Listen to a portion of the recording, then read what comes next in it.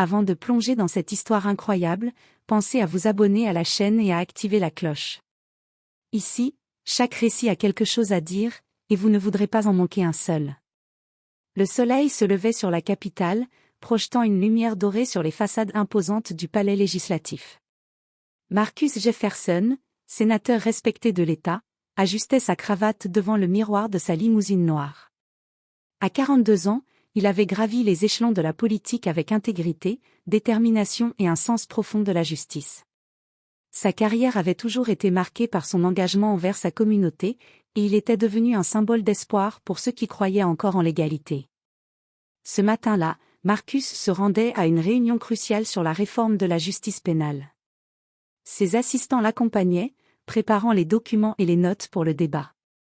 Mais alors qu'il approchait de l'entrée du palais, une silhouette familière dans l'uniforme bleu de la police attira son attention, l'agent Ryan Callahan. Callahan, jeune officier blanc, était connu pour son arrogance et son mépris envers les citoyens noirs. Marcus sentit une tension dans l'air.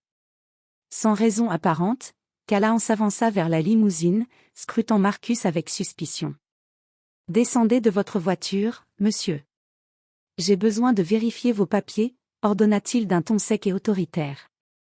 Marcus, surpris, montra calmement ses badges et expliqua qu'il était sénateur.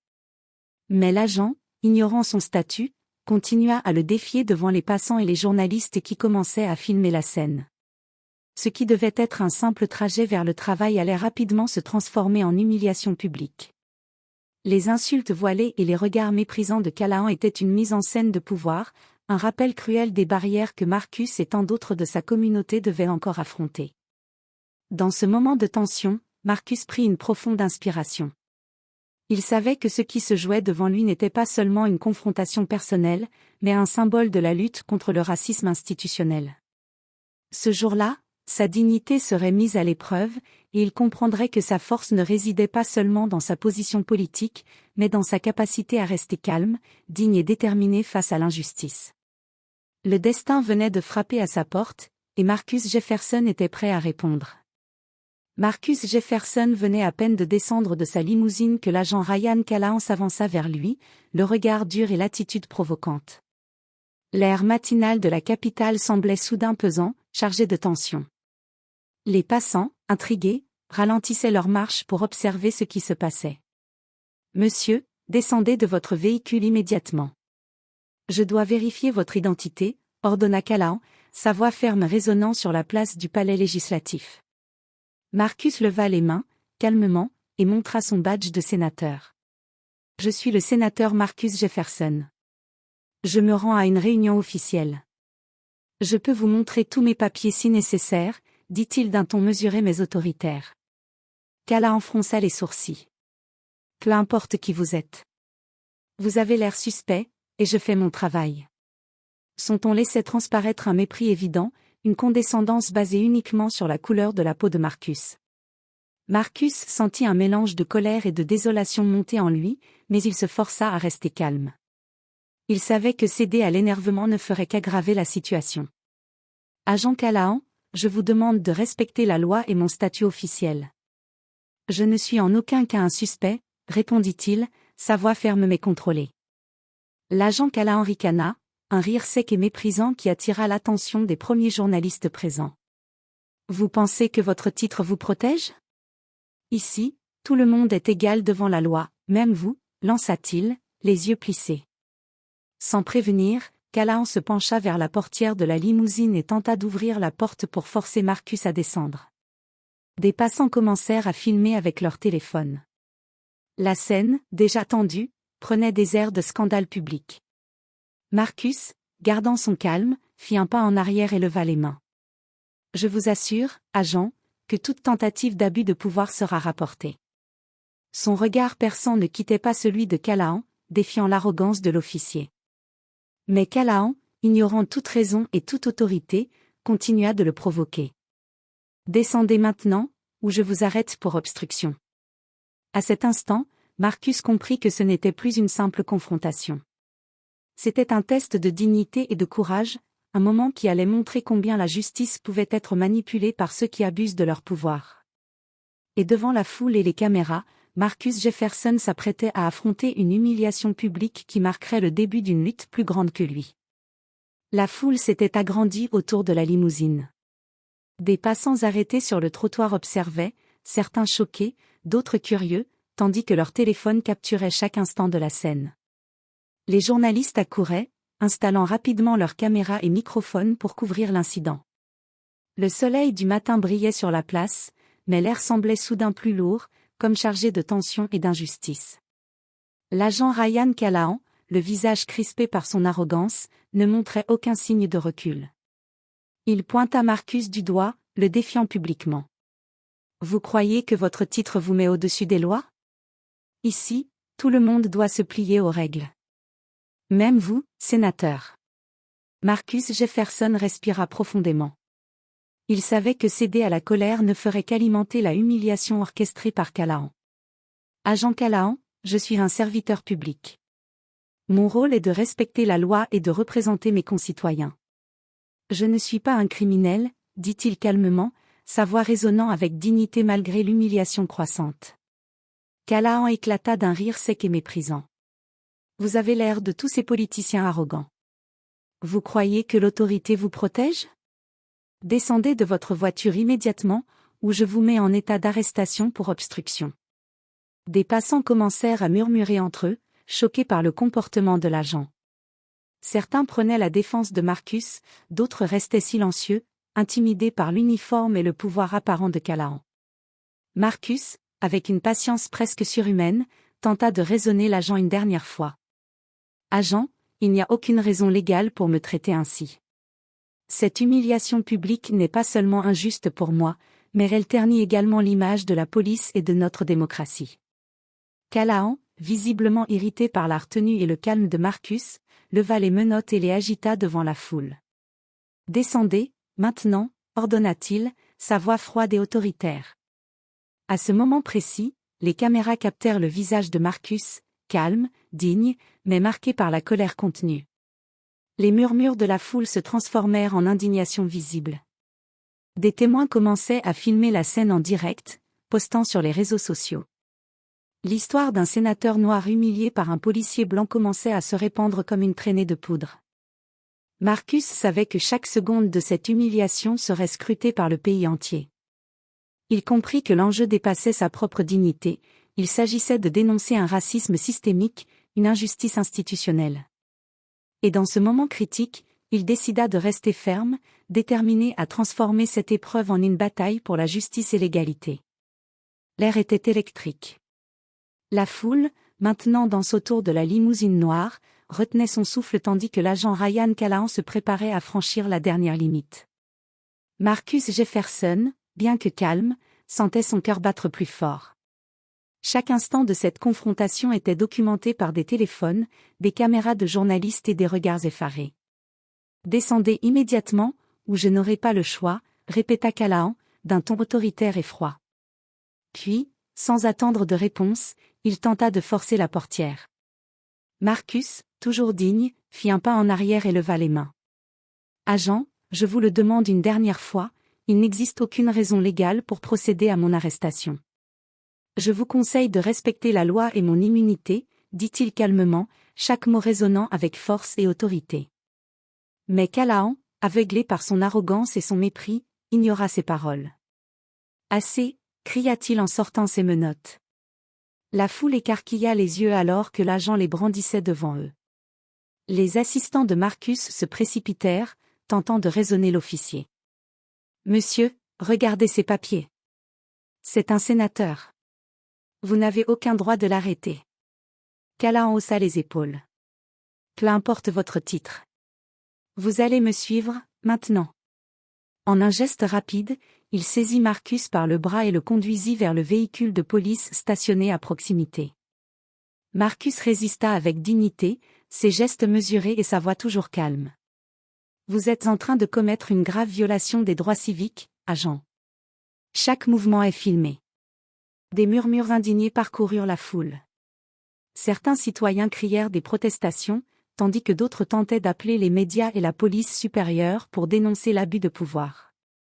Les caméras, tant professionnelles qu'amateurs, captaient chaque seconde, le sénateur, calme mais humilié, était escorté vers la voiture de police. Le spectacle ne passa pas inaperçu. Sur les réseaux sociaux, les vidéos commencèrent à circuler rapidement. Un sénateur arrêté sans raison, titraient certains comptes. Humiliation publique d'un homme noir puissant, dénonçaient d'autres. L'incident devint viral en quelques minutes, et le visage serein mais digne de Marcus contrastait fortement avec l'arrogance de Callahan. À l'intérieur du véhicule de police, Marcus inspira profondément. Loin de se laisser abattre, il comprit que cette arrestation injustifiée allait devenir un symbole. Chaque caméra, chaque regard, chaque commentaire sur les réseaux sociaux renforçait sa conviction, ce combat ne concernait pas seulement lui, mais la lutte contre le racisme systémique et les abus de pouvoir. Et ainsi commença une bataille qui allait dépasser la simple humiliation personnelle, une lutte pour la justice, la dignité et l'égalité, dont le pays tout entier allait bientôt être témoin. À peine Marcus Jefferson avait-il été placé dans le véhicule de police que l'agitation éclata au sein du palais législatif. Les collègues sénateurs, choqués par la nouvelle, se rassemblèrent dans le hall principal, les téléphones et ordinateurs portables à la main, suivant en direct la diffusion virale de l'arrestation. « C'est impossible », s'exclama la sénatrice Laura Hastings, l'une des alliées les plus proches de Marcus. Comment un agent de police peut-il oser arrêter un sénateur en pleine capitale sans justification légale? Le président du Sénat, John Whitmore, convoqua immédiatement une réunion d'urgence. Il savait que la situation pouvait rapidement dégénérer en crise politique nationale. Nous devons obtenir sa libération immédiate et demander des comptes à cet officier. Cela ne peut rester impuni, déclara-t-il, le visage grave. Dans le même temps, Marcus, assis à l'arrière du véhicule de police, restait calme. Il savait que la colère ou l'agitation ne ferait qu'empirer sa situation. Il commença à rédiger mentalement une déclaration pour dénoncer publiquement l'injustice qu'il subissait. Chaque mot devait être précis, puissant et digne, afin de montrer au pays entier que cette humiliation n'était pas seulement personnelle mais symbolique d'un problème plus vaste. Ses assistants, également stupéfaits, contactèrent immédiatement l'équipe juridique du Sénat. « Nous devons agir vite », expliqua Karen Lewis, son assistante principale. « Des témoins filment tout, et les médias sont déjà sur l'affaire. Si nous ne réagissons pas, cela pourrait devenir incontrôlable. » Pendant ce temps, à l'extérieur, la foule continuait de se rassembler, scandant le nom de Marcus et exigeant sa libération. Les journalistes interviewaient les passants, diffusant la scène sur toutes les chaînes. Les premières vidéos montraient Marcus calme, digne, faisant face à l'arrogance de Callahan. Les commentaires sur les réseaux sociaux se multipliaient, appelant à la justice et à la réforme de la police. Au palais, le Sénat adopta une résolution urgente demandant la libération immédiate de Marcus et l'ouverture d'une enquête sur l'agent impliqué. Les collègues du sénateur rédigèrent également une lettre au procureur général, exigeant des mesures strictes contre tout abus de pouvoir. À l'arrière du véhicule de police, Marcus observa la scène à travers la vitre. Les cris de la foule et l'agitation politique lui donnèrent une étrange sensation, malgré l'humiliation et l'injustice, il sentait qu'un changement était possible. Ce moment, aussi douloureux soit-il, allait servir de catalyseur pour dénoncer les pratiques abusives et le racisme systémique dont tant d'Américains étaient victimes. Dans un souffle, Marcus murmura à son assistante, « Chaque injustice que nous subissons peut devenir une leçon pour tout le pays. Restez calme et organisé. Nous allons transformer cette humiliation en force. » Ainsi, l'arrestation qui semblait être une défaite personnelle se transforma déjà en un mouvement politique et social plus large, annonçant un combat qui dépasserait les murs du palais et toucherait le cœur de la nation. À peine les images de l'arrestation de Marcus Jefferson avaient-elles circulé sur les réseaux sociaux que la colère et l'indignation se répandirent comme un feu dans toute la ville. Des hashtags comme #Justice pour Marcus et #StopRacismInPolice devinrent viraux en quelques heures. Des citoyens, des leaders communautaires et des associations de droits civiques commencèrent à organiser des rassemblements spontanés devant le palais législatif et les commissariats de police. Dans les rues, les pancartes et les slogans exprimaient l'indignation générale, « Stop à l'abus de pouvoir, justice et dignité pour tous », ou encore « Un sénateur noir ne mérite pas l'humiliation ».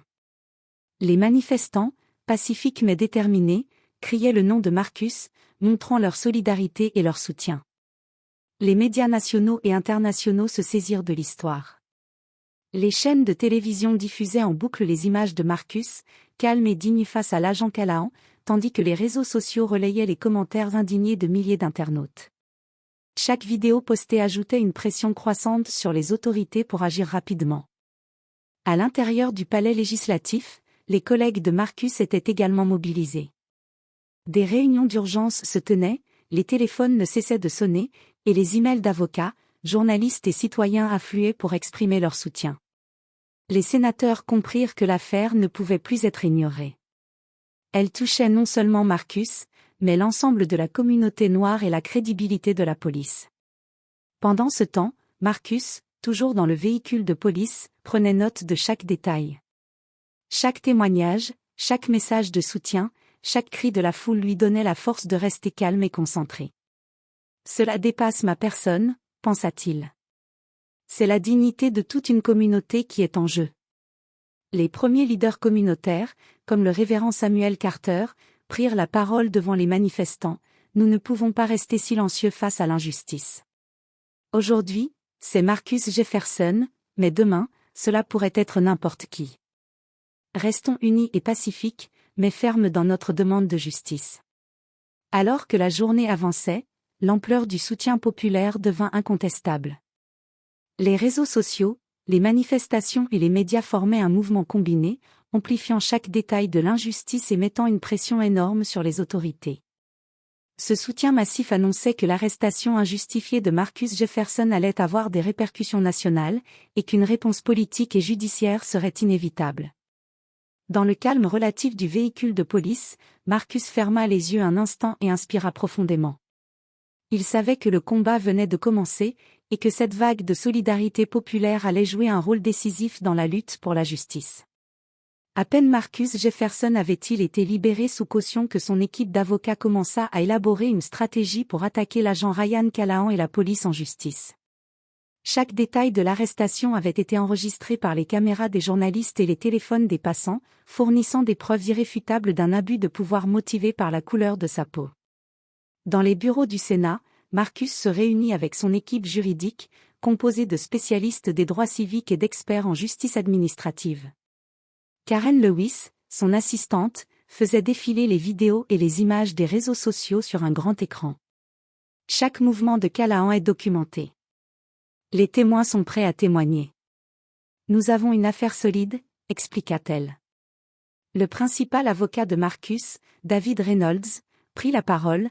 Nous allons déposer une plainte formelle pour arrestation injustifiée, abus de pouvoir et discrimination raciale. Nous viserons également la suspension immédiate de l'agent Callahan et demanderons des mesures disciplinaires contre lui. Marcus écoutait attentivement, prenant des notes mentales sur la manière de présenter son témoignage au tribunal. Il savait que rester calme et digne serait crucial pour montrer la gravité de l'injustice et son impact sur le système. Chaque mot devait être précis, chaque geste contrôlé. Pendant ce temps, les médias continuaient de suivre l'affaire, amplifiant la pression sur la police et les autorités judiciaires. Les réseaux sociaux explosaient de messages de soutien, des citoyens, des organisations de défense des droits civiques et même certains politiciens exprimaient leur indignation et leur solidarité avec Marcus. L'équipe juridique prépara également une stratégie pour contrer les éventuelles défenses de Callahan, qui tenterait sûrement de prétendre qu'il agissait, selon son jugement, ou qu'il avait une suspicion légitime.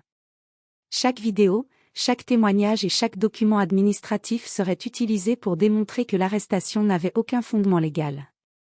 Marcus savait que ce combat juridique ne se limiterait pas à une victoire personnelle. Si nous réussissons, cela enverra un message clair, aucun abus de pouvoir ne restera impuni, et la justice doit être égale pour tous, dit-il à ses avocats. Les premières audiences furent fixées rapidement. La tension était palpable dans la salle du tribunal, où Marcus entra avec la même dignité qu'il avait accompagné tout au long de l'humiliation publique. Chaque regard, chaque murmure, chaque caméra braquée sur lui rappelait l'importance de sa position et le poids symbolique de cette affaire.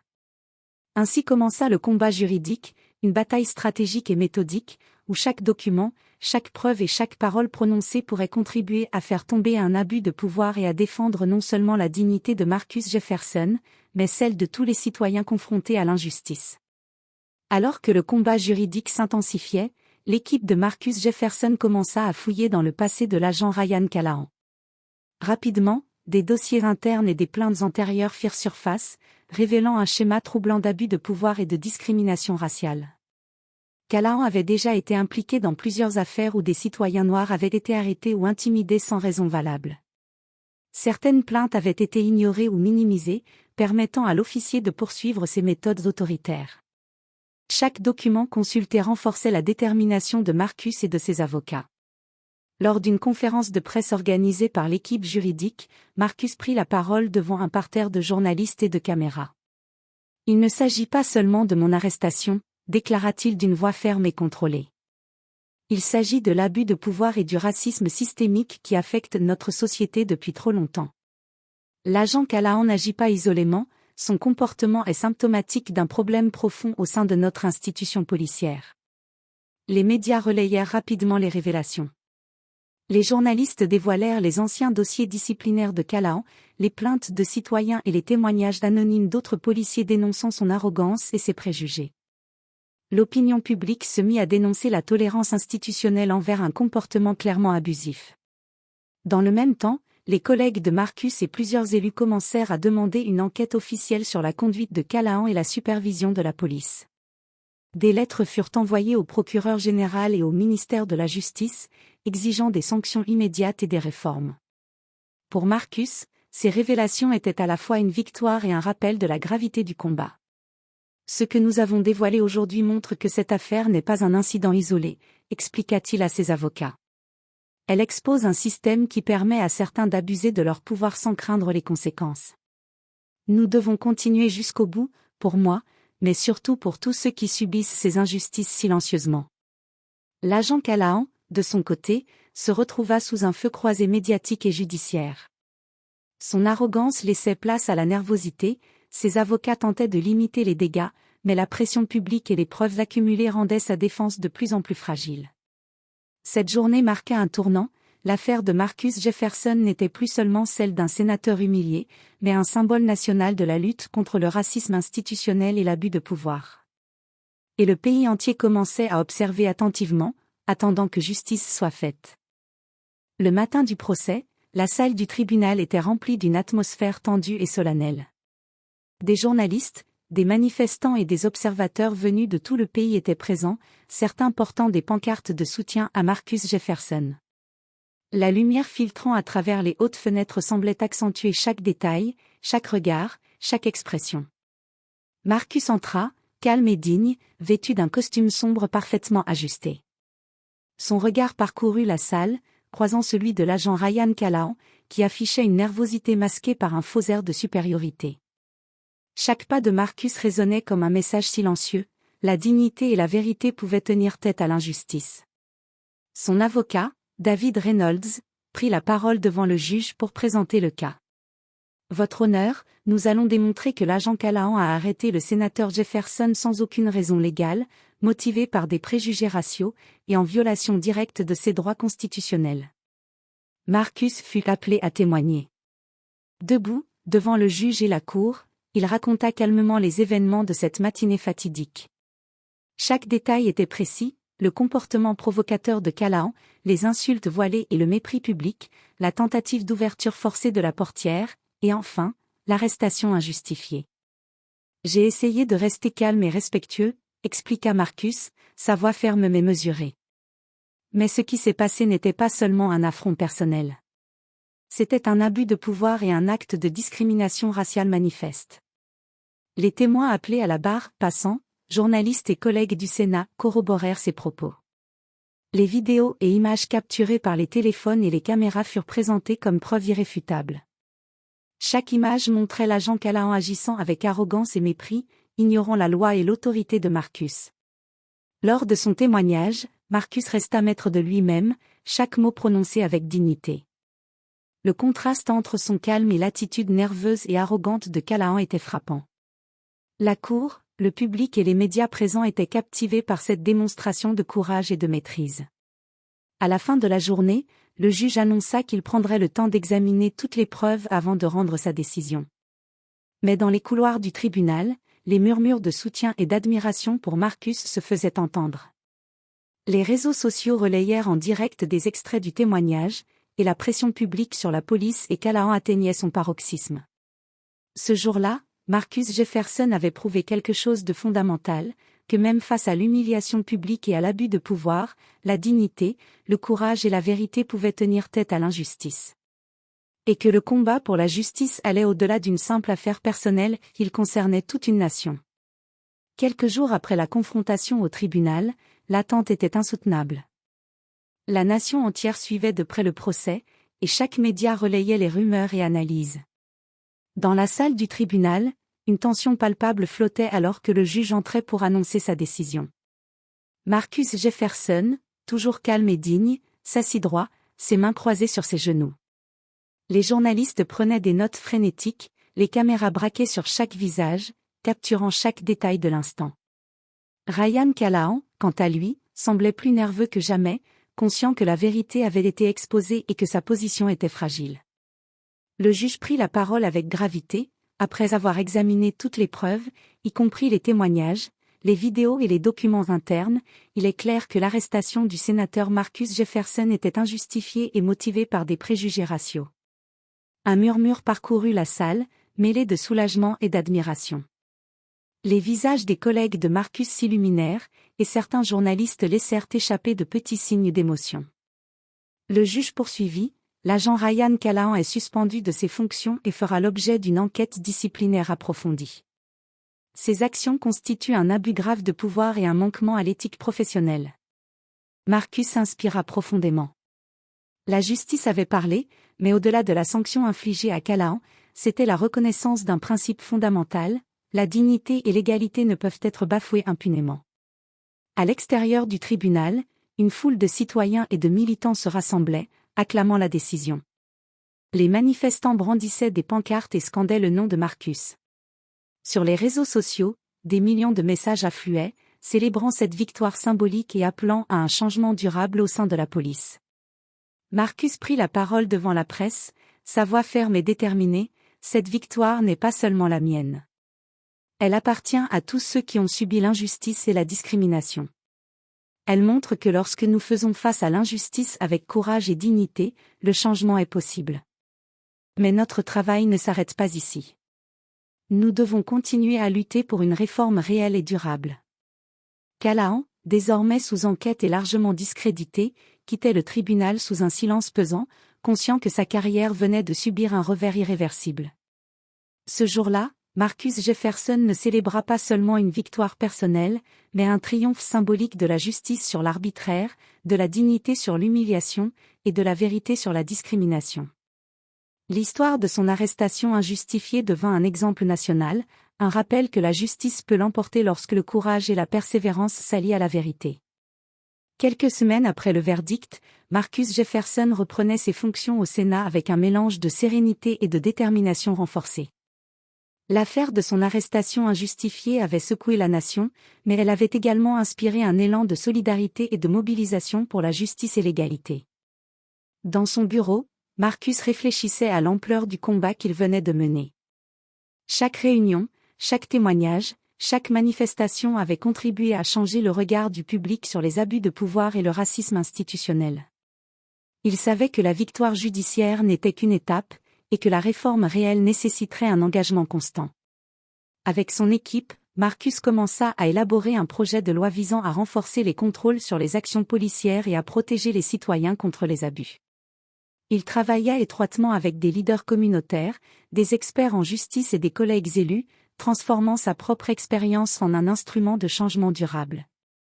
Le soutien populaire, toujours présent, se manifesta sous la forme de forums citoyens, de campagnes éducatives et de programmes de sensibilisation sur les droits civiques. Marcus participait activement à ces initiatives, utilisant sa voix et son histoire pour inspirer et mobiliser. Malgré les défis et les critiques, il restait imperturbable. La dignité et la résilience qu'il avait démontrées face à l'humiliation et à l'injustice continuaient de guider chacune de ses actions. Les jeunes, en particulier, voyaient en lui un exemple vivant de courage et de persévérance, prouvant que même face à des systèmes injustes, il est possible de défendre ses droits et de transformer la douleur en force. Lors d'une cérémonie organisée par des associations de défense des droits civiques, Marcus prit la parole devant une foule émue. L'injustice que j'ai subie n'était pas seulement personnelle. Elle représentait une réalité que beaucoup vivent chaque jour. Mais ensemble, nous pouvons changer cette réalité. Nous pouvons créer un avenir où la dignité, le respect et la justice ne sont pas des privilèges, mais des droits pour tous. Les applaudissements retentirent, sincères et puissants. Marcus savait que son combat avait déjà laissé une marque indélébile. L'histoire de son arrestation, de sa résilience et de sa victoire deviendrait un symbole national de justice et d'espoir. Et tandis qu'il quittait la scène, entouré de sourires et de regards admiratifs, Marcus Jefferson comprit que la véritable victoire ne résidait pas seulement dans le verdict du tribunal, mais dans l'impact durable qu'il laissait sur la société, un héritage de courage, de dignité et de détermination face à l'injustice.